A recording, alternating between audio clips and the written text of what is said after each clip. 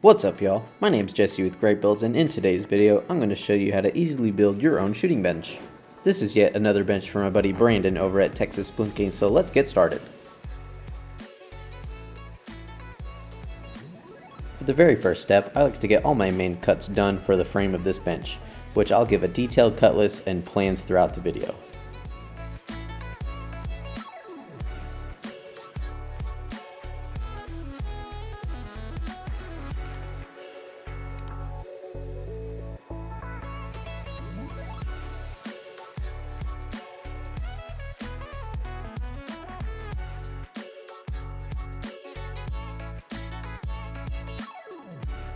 For an added design of this bench, I like to add a 45-degree angle on each end of the seat beams along with the end of the center support beams to give it a more seamless look.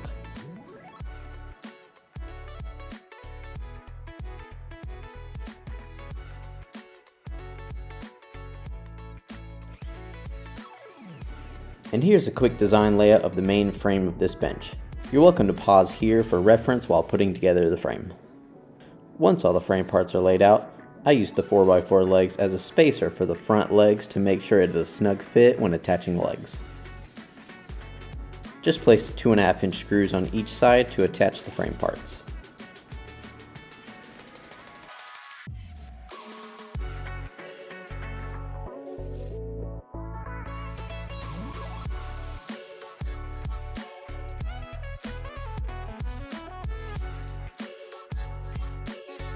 Once the front portion is put together, use the 4x4 spacers again for the rear leg spacing. Now just follow the design layout of the frame to easily get this all put together.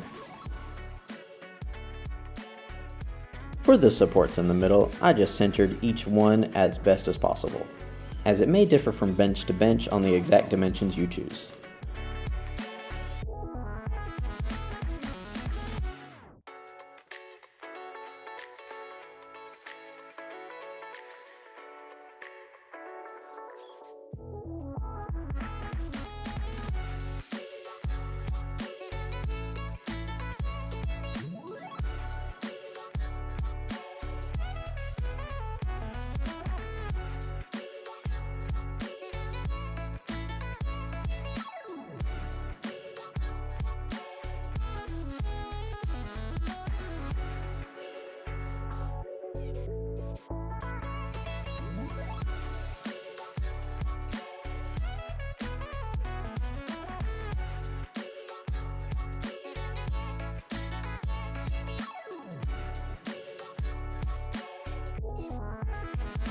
When attaching the legs, be sure to place 4 screws on each side to keep it as rigid as possible.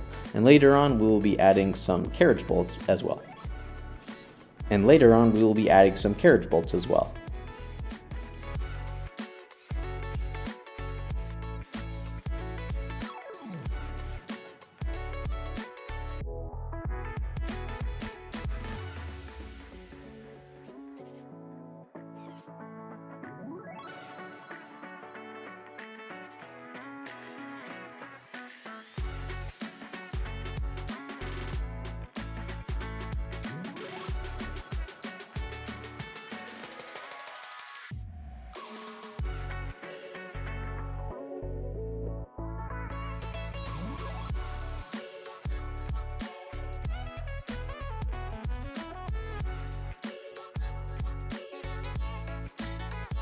For the carriage bolts, use a drill bit that's the same size as the bolt to drill out your pilot hole.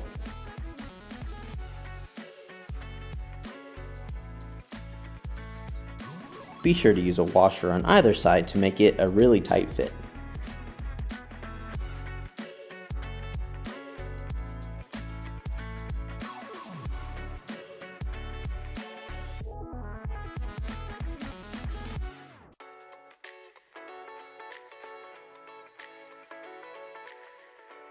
Once the front bolts are attached, I measured 10 inches from the floor to place the cross brace along the front of the bench.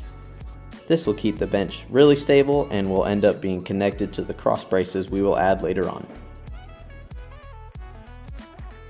If you have some, it's super helpful to use some clamps while putting together this bench, especially if you're building it by yourself.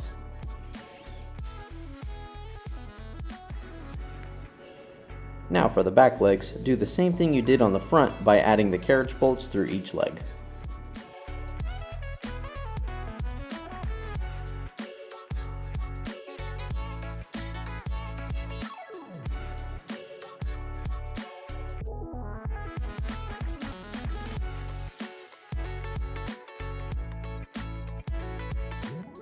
Once all 4 legs are bolted on, grab your first 3 deck boards and place them on the center of the bench.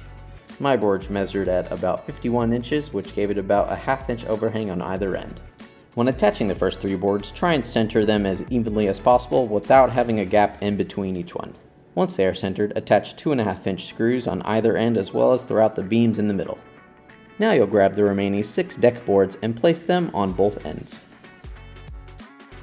My boards measured at 36 inches, which again left me about a ½ inch on either end. Once all the boards are aligned, press them tight together and place screws throughout all the exterior beams, along with hitting all the beams in the middle of the bench for a strong attachment.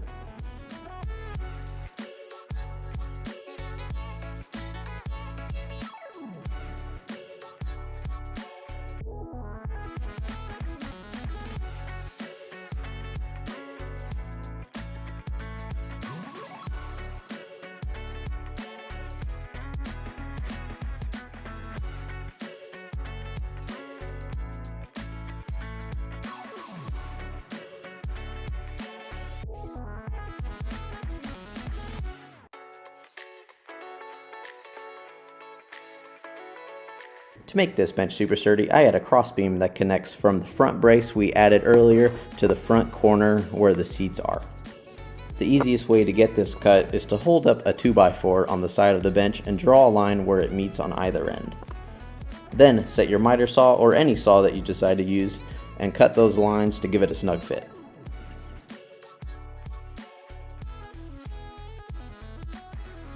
Once the angled braces are attached, drill a pilot hole on each side of the legs and attach a total of 4 carriage bolts to the bottom of each leg.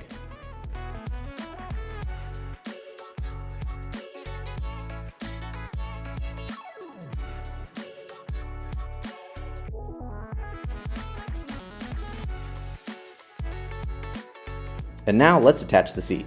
I attached this seat at a height of 22 inches, but a comfortable range would be between 20 to 22 inches. Just depends on the user. To attach the seat beams, I just centered each leg on either side and clamped them together. Be sure to use a level as well, just to make sure the seat is as straight as possible. I also decided to add a small 4x4 block in between the legs just to add some extra structural support.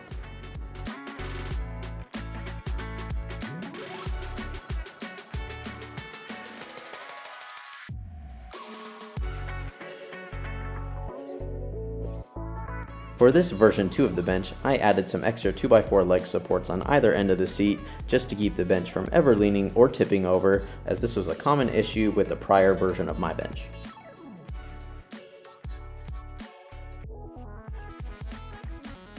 This is a super easy solution to the problem, and to keep the added legs more supported, I add a cross beam with a 45-degree cut on either end for an added design and a ton more support.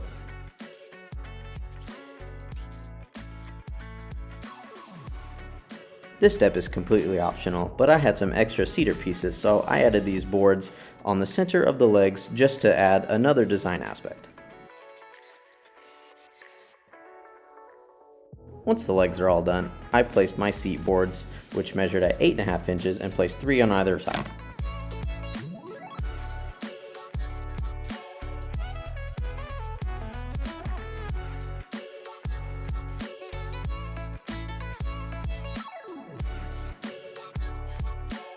After the seat boards were attached, I grabbed my router with a roundover bit to smooth out all the edges of the seat as well as the entire bench top, especially around where the seat is, as this is where the most of the action will be on the bench.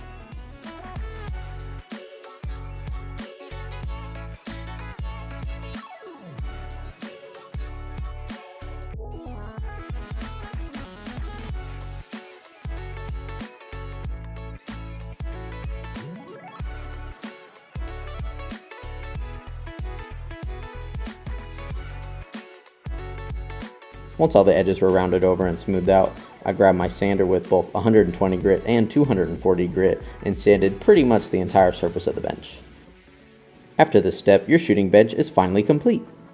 I really appreciate you watching this video, and if you haven't already, please consider subscribing, as I will be uploading a lot more fun beginner DIY videos. Thanks again for watching. Take care.